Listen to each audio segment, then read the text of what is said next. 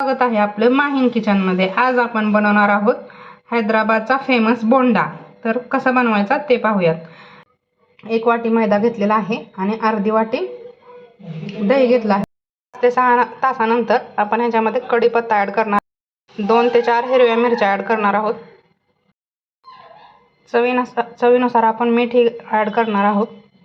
आपण हे मिक्सरचं भांडं घेतलेलं आहे, त्याच्यामध्ये हे डाळे घेतलेले आहेत आणि हा एक आल्याचा तुकडा, थोडासा खोबऱ्याचा कीस, 1 मिरची।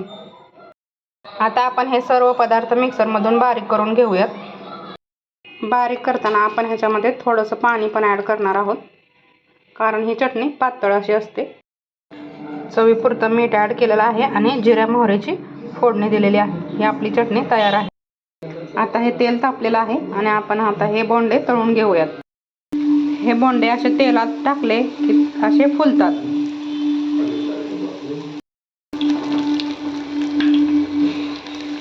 थोडा लाल कलर येईपर्यंत आपण ह्याला तळून घेऊयात। आपले हे बोंडे तळून झालेले आहेत।